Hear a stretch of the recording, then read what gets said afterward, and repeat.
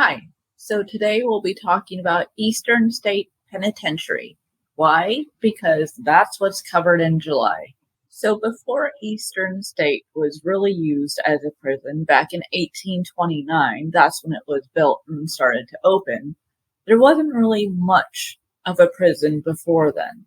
What they would do if someone did something wrong, like prisoners would tend to go to prison for, they would have this big room, almost like a courtroom. That's kind of what it reminded me of, or like a holding cell in a jail where everyone was just thrown together.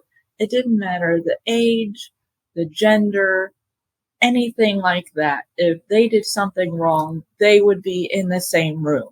And so they decided to change it up a little bit. They started dividing people with the crime that they did, and even then it seemed a little bit crowded.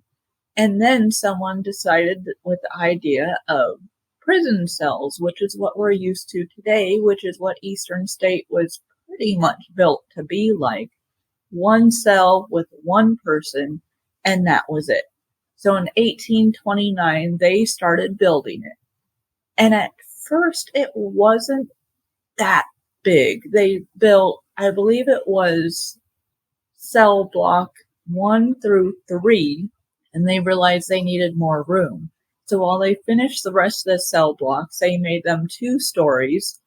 And each cell, I kind of actually like this. I mean, I know that's weird to say. Each cell would have a yard. It's not like what you think, like what I think when I heard, oh, a yard. They were only allowed to be in it 1 hour a day. So for the rest of the time, the 23 hours in a day, they were stuck in their cell alone, no lights. They had one single opening in the ceiling for, the single story cell blocks because it came from the ceiling.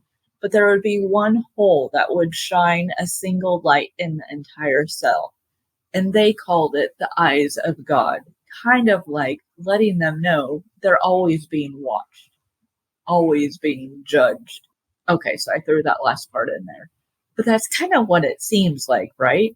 And the walls for the outside to keep the inmates in and to keep the people on the street out and away from seeing the inmates, they built this giant wall with these little corners of the structure that was kind of Gothic style, which I think is kind of pretty, but it was made to kind of intimidate the inmates and everyone else on the street. So I don't know what that says about my style, but honestly, I thought it's kind of pretty, or it is, because it's still there.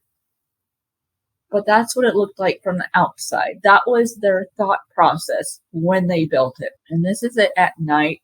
And come on, you can't say it isn't pretty. It looks so pretty. Hey, maybe it's just me. It might just be me. So they had no way of really talking to each other. They weren't allowed to speak. They weren't even allowed to speak in their cells. They would all kind of go out, get food. Even when they went out in their cells, they were kind of covered. Their heads were covered, so no one would really see who would be going back and forth. If they were caught talking to each other in any way, they would be punished. And the punishments back then were really kind of brutal. Here's some pictures of some of the little gadgets that they would use on them. This one here got so bad for someone who was trying to find it, he actually suffocated and died while they were using it. So that was like the last time they used it. But there would be solitary confinement, which, okay, part of my job is to sell tickets in a box office, like basically a little booth. We jokingly call it solitary confinement because it is. And I treat it like it's solitary confinement in a prison. I count down the hours like a prisoner would count down days or months or years or however long they're in there. And once I once I see it's time to go, I'm like this. So I wouldn't do well in prison. I need to stay a good person or just not get caught. Did I say that out loud? I think I said that out loud. Anyway, so their isolation, there was reports of someone being in isolation for 42 days, and he didn't barely got any food, barely got any water. By the time they released him, he was skeletal. He was barely a person anymore, and he was mumbling to himself because he was in isolation for so long. So I guess I really shouldn't complain about the box office. I probably shouldn't.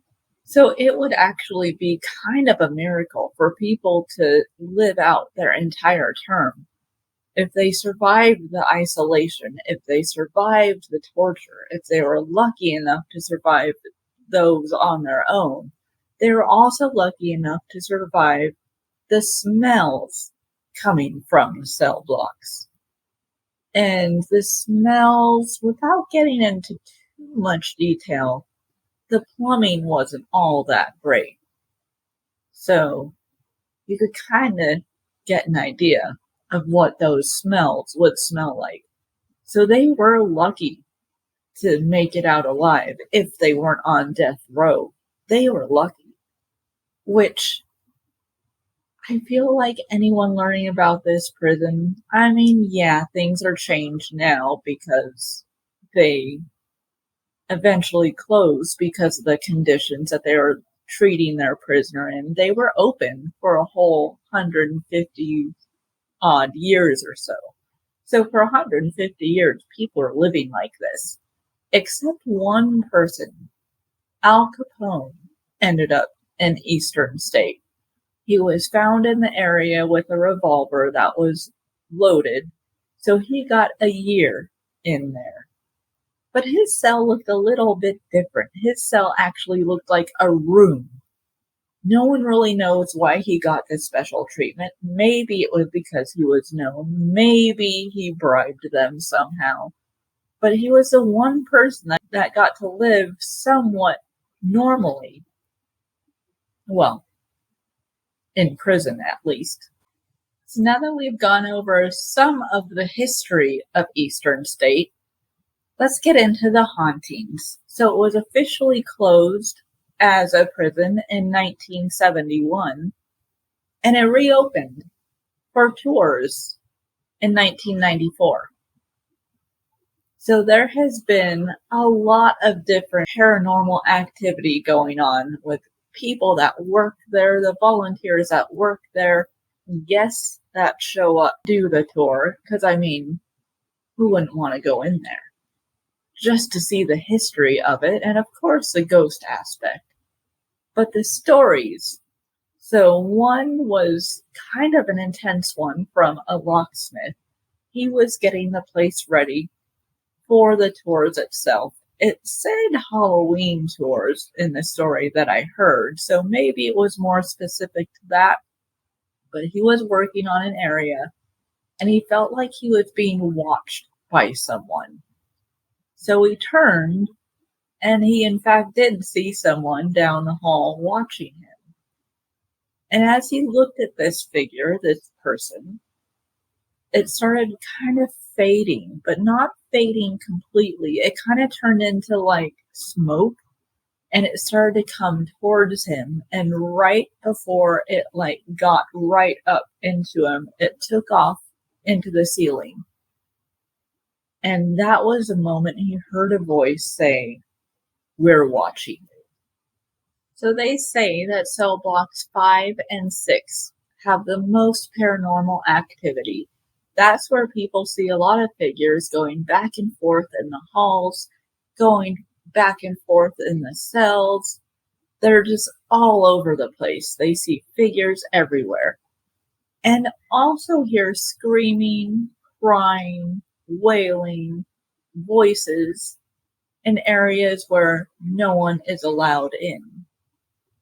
And there's another one. There's a guard that's always up in his tower. He's been spotted in his tower, still looking over the courtyard like he's on duty. Why he's still there, no one really knows, but he's still watching the place. And they do give Halloween tours leading up to Halloween. And what's kind of cool is that's probably one of the best places to have ghost tours because you don't really need to do anything. You don't need any special effects. Everyone's still there doing it for them. But of course, I've never been to one, so I can't really say for sure what their Halloween tours are like. It sounds like a good way to spend Halloween. Wouldn't you want to do it? I would. That's what I learned about Eastern State Penitentiary. I hope you guys enjoyed this video, and I'll see you guys next time. Until then, stay strange, stay spooky. Bye.